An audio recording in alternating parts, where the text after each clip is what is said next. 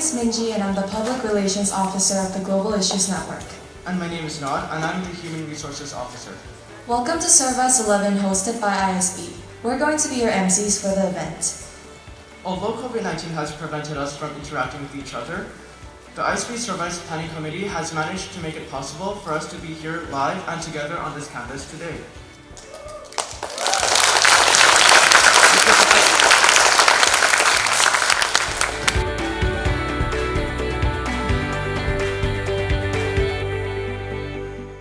As we will be continuing with our presentations throughout this conference, we have opened up a Q&A form where you can ask any questions to one of our keynote or guest speakers during their presentation. These questions will be answered after the speech. You can access these forms through our website or by joining with the QR code on your lanyards. You can find the links to the forms in the keynote section of the website. In consideration of time, we will only be able to have 2 to 3 questions answered per speaker. We would now like to welcome our first keynote speaker, Bloomy. Bloomy is a junior at ISB, and today she would like to talk about the expanded importance of health. Please welcome her on stage.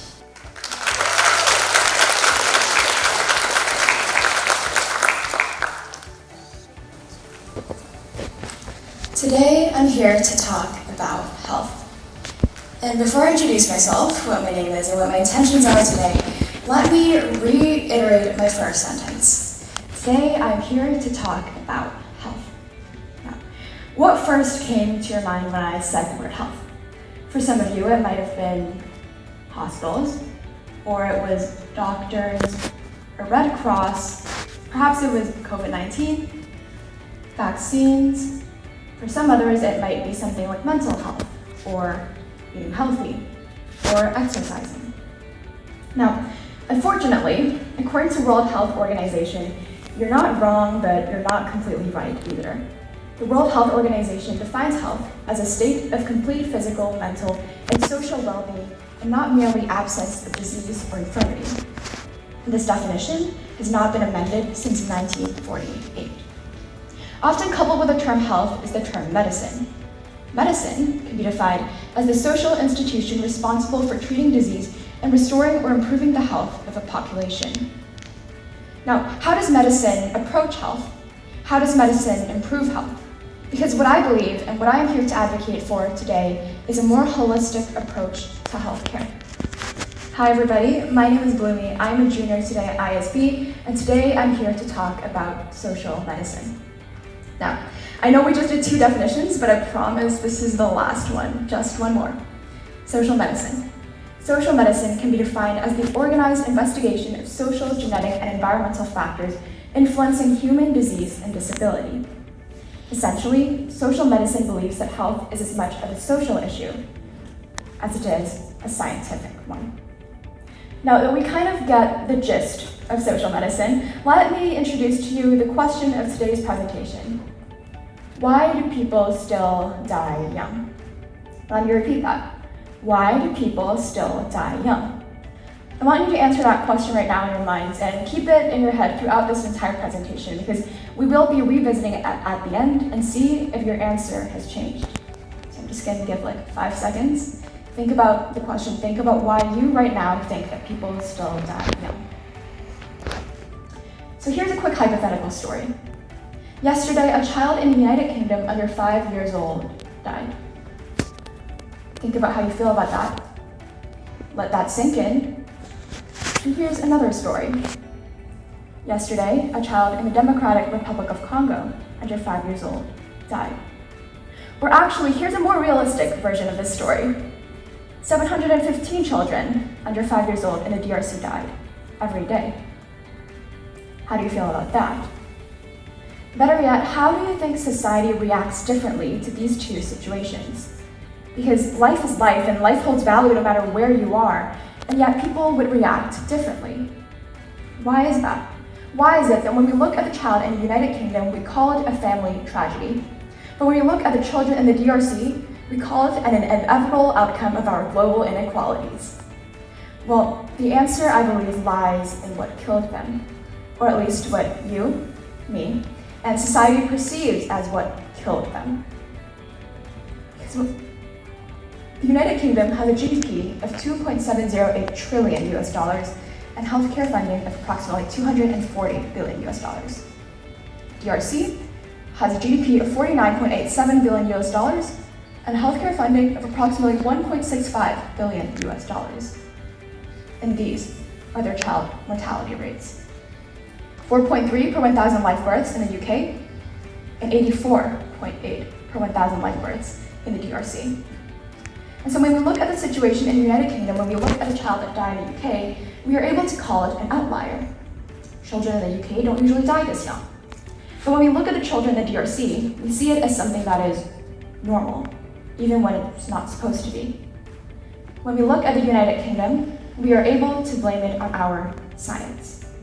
Because perhaps the child had a terminal illness that we don't have a cure for. But when we look at the children in the DRC, we are forced to recognize and acknowledge it as a failure of our social systems, as a failure of our healthcare system. Which brings me to the first point of today's presentation. Health issues are largely systemic, especially for the less developed world. Here's another question for you. What is the biggest issue plaguing health and medicine today? Some of you might think cancer, and don't worry, even to this day, I still think cancer because cancer research is something we hear about so much.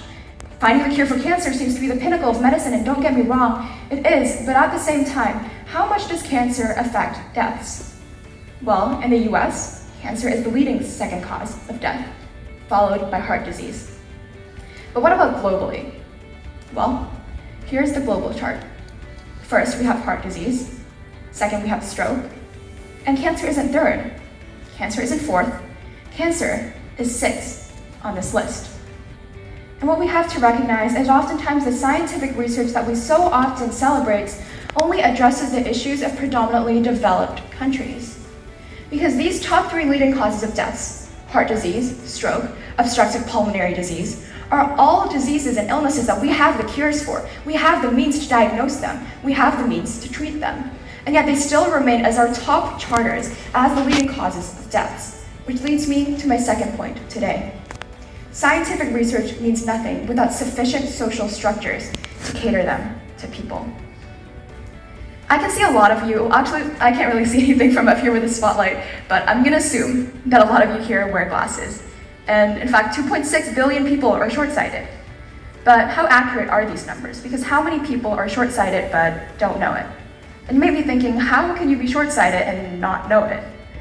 Well, you can't just as easily take an eye test as most of us here can. So let's introduce a new character. She's short-sighted and she doesn't know it. She lives in a rural city in Thailand and her family makes about 300 baht per day.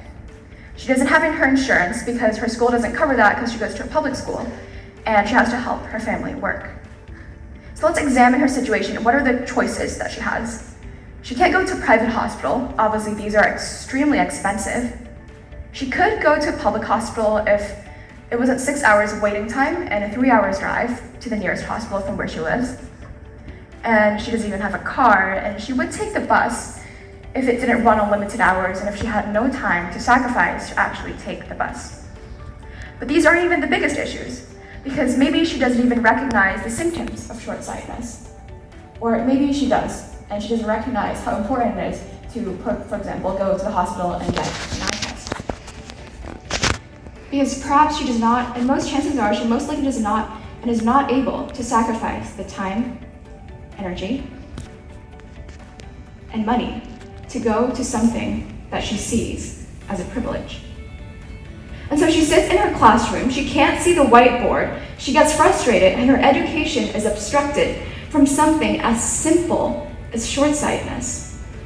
Because to us, healthcare seems like a necessity. Healthcare seems like a commodity. But to someone like her, and to the millions of other people like her, she sees it as a privilege, when it shouldn't be. Which leads me to my third point. Health is cyclical. It affects every facet of your life, but it is also affected by every facet of your life. So if you want to address healthcare issues, you cannot just pinpoint one factor. You must look at an all-encompassing view. We must look at the whole instead of just at the parts. Now, time for a global case study. And I know I can already hear the sighs in this room. Not again, not COVID-19. And to be honest, I'm sick of talking about it too. So let's analyze, why are we so sick of talking about COVID-19? Well, it's been talked about incessantly in the news. I mean, it's COVID-19 bombarded us every day, every social media page we open. But what is actually being talked about a lot in the news? Well, today, arguably, that is vaccines. I mean, we have Pfizer, Sinopharm, Sinovac. When are you getting your Moderna booster, huh? Well, what is the problem with our vaccines? I mean, scientific research has merely succeeded. The problem is not vaccine research. The problem we are facing today in our crisis is vaccine delivery. Not enough people are getting the vaccines for it to actually be effective. And in fact, for example, in the United States, there have been 838 deaths from COVID-19 so far. And there have been a trend arising in demographics of people affected by this pandemic.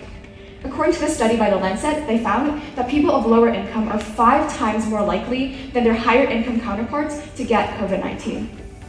And this report by the CDC found that 94% of deaths caused by COVID-19 are also because that person had a pre-existing condition. So what does this mean? This means that the more money you have, the less likely you're to die from COVID-19, and the healthier you are, the less likely you're to die from COVID-19. And we can connect the trend lines here. And this study shows that the higher your income is, the better your health, and that people of lower income are much more likely to report that they have poor or very poor health. The rich and healthy don't die of COVID-19. It's our most vulnerable groups that die instead. And what I find truly sad is that these people die from completely, utterly preventable reasons. It's people living in informal settlements, unable to socially distance. It's people working low wages, unable to work from home. It's people without basic health care who are left immunocompromised since the beginning. This didn't need to happen. We have the cures, we have the treatment, we have the means. Which leads me to my fourth and final point. The main problem with our healthcare today is that it is our social structures that dismantles us from proper delivery. This is where social medicine comes in. Social medicine strives to look at these issues outside of the scope of what we only see in front of us.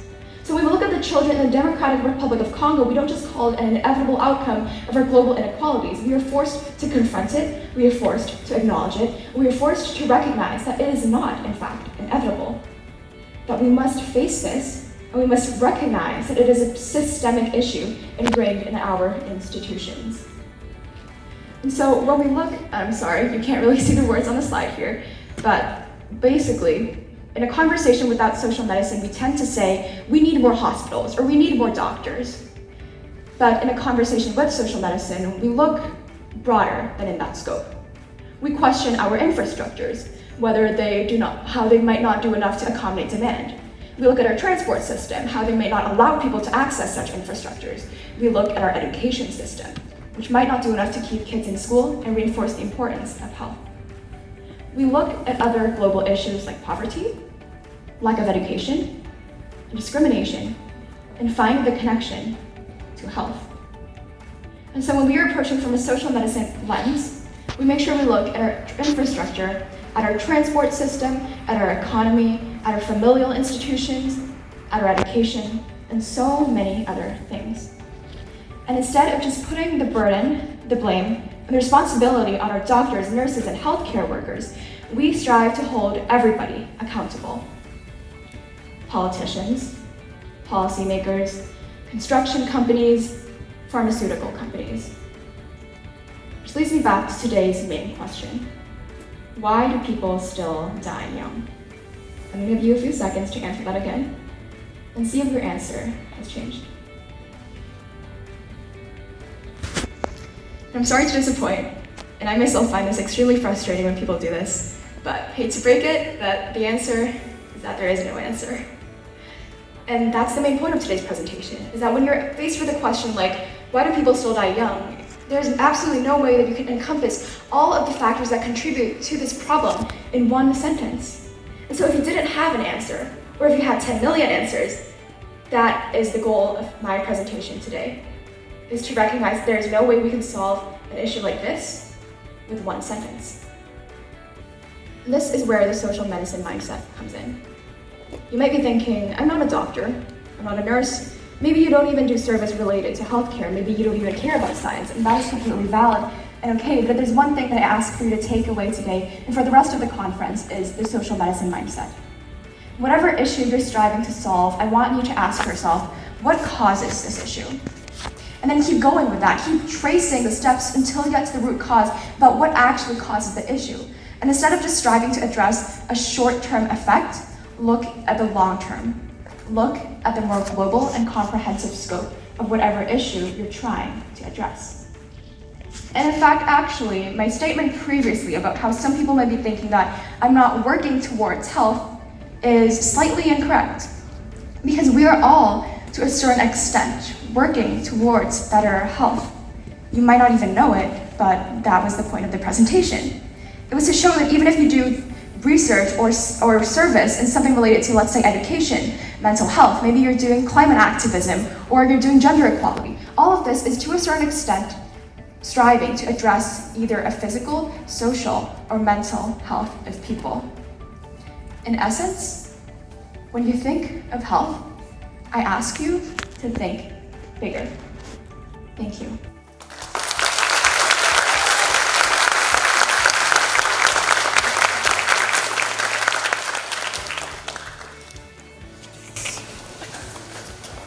Thank you very much, Bloomy. Now we'll be asking a few questions from the audience. So, our first question is, how can countries with weak governments effectively enact public health policy? Well, I believe that the first thing that you must recognize is that in most countries that we see, or as the world views as having weak governments, is that the main issue in that is that there's a disconnect between the government and the people that they're governing. So my answer to that would be that the first step for weak governments to actually enact change, especially in the public health schema, is to actually stop being a weak government. It's to actually start connecting the people and the government themselves. Because in most cases in countries with weak governments, the people feel like they're not being governed properly by the government, and the government feel absolutely no obligation to listen to their people. And so as long as there's this disconnect, exists, I believe it would be more of a global affairs and international relations issue, and that for so long as these governments remain weak or have corruption prolonging in them, they will not be able to address such public health issues, simply because public health is ingrained both in individualism as well as in unities of the community. And our next question is, what is the role of empathy in healthcare? I like that question. I think empathy is such a key role in healthcare, and it's something that people often overlook. Because when we look at health, we think of it as objective and scientific, and so we can't have emotions mixed into it. But I think that that sentiment is flawed, and I think that's because that's where representation comes in. When healthcare officials make these policies, we want people to represent the actual public. We want people that have the empathy and know what kind of issues that they need to enact policies to save. And this not only exists on a policy level, but also affects in, for example, looking at a smaller scope of like a hospital with doctors and nurses. These people must be allowed to have empathy to know what the people that they're treating is going through and feeling. Because if you don't know, if you're not able to empathize with the people that you're trying to help, then I believe that you're simply just are going to be enacting solutions that might not actually address the problem itself. And so I do strongly believe that in the healthcare realm, we do need more representation and we do need more empathy. Thank you, Bloomy. Thank you.